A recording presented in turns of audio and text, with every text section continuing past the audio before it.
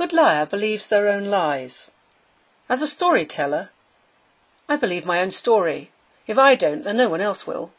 Central to the establishment of this truth are characters and location.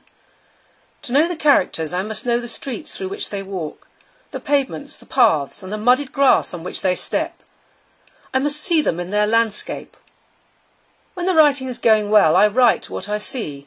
My fingers canter over the keys to keep up with the images. I take pictures and shoot film too of where my scenes take place. I take photographs of the scenes themselves. Broadly speaking, my use of these images falls into three categories. I want factual detail. How many steps are there to the river? 3 up, then 12 down. This fascinates the little boy. He has to walk up, to walk down. A modest bunch of fresh flowers with no message is always propped against this headstone.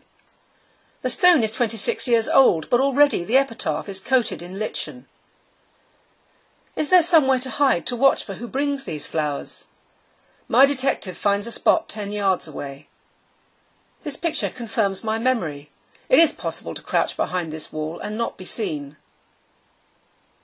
Stella runs a cleaning company, leasing cheap offices in Shepherd's Bush. She has no control over the common parts. She has complained to the landlord about the unisex toilets. They give a bad impression to clients. When I visit these toilets, I'm in Stella's office, and my story is not make-believe. I take a photograph. I take the place. I make it new. Here is Gaston Bachelard in the Poetics of Space.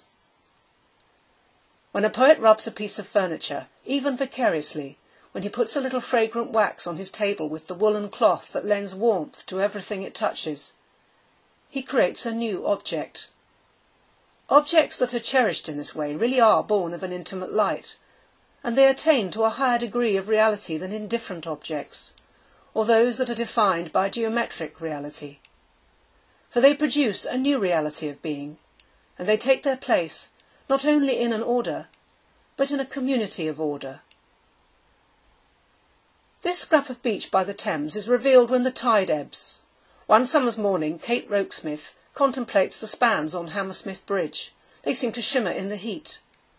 Her husband, a civil engineer, has told her that the bridge was designed by the man who created the London sewers and opened by the Prince of Wales in 1887. Kate's thoughts lead her to the present Prince of Wales. Charles is getting married today. Blinding sunshine bakes the mud to clay. Sunk into its oozing surface are bits of brick, twists of rope, broken bottles, flotsam and jetsam. Along the top of the wall is a trellis, a glimpse of a shrub, signifying prosaic domesticity beyond the frame of the image. Here is generic familiarity, weed sprout from a retaining wall that's held fast with steel bolts. Some bricks are green with moss and slime, the strata pattern marking the high water levels. I have purloined this place. In broad daylight, its truth is hidden. This much published image features in my story. It's a photocopied page from the case file of Catherine Rokesmith, known to her family, friends and the tabloids as Kate. Her strangled body was found here. 26 years later, in 2007, a woman smooths out this crumpled sheet and studies it for clues. In 2009, yet another woman was here. She snapped pictures she scribbled in a spiral-bound book, noting the cloying odour of river mud wafting in the still air. Later, she deletes wafting. A person died here. Standing where the body was found, I believe my own story.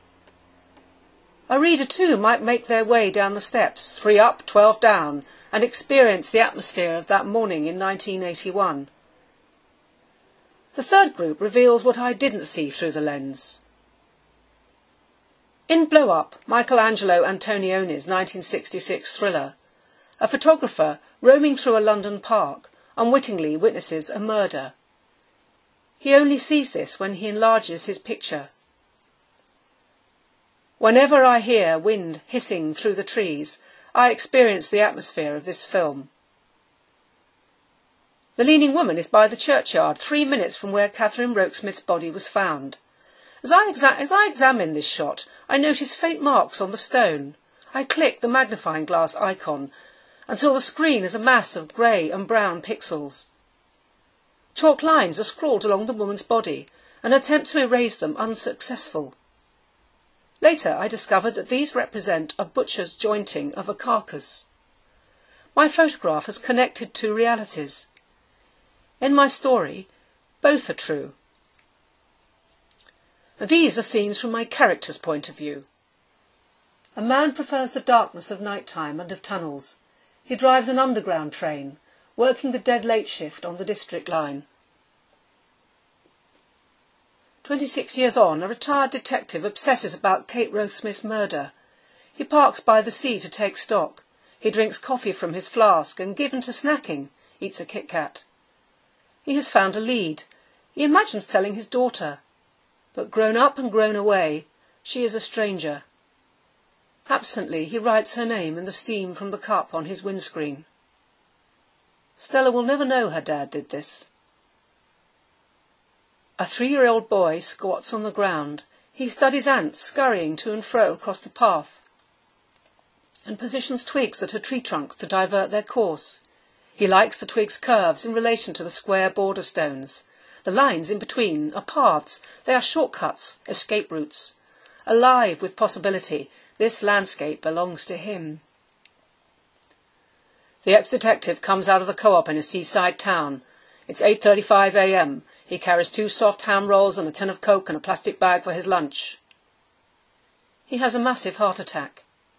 This is the last image he sees. As I gaze at this snatch of pavement, I see a whole life passing before me. These are images I've taken of reality. I have taken reality to use in my fiction. Using photographs, I believe the fiction is reality. And I seek to make all of you believe it too.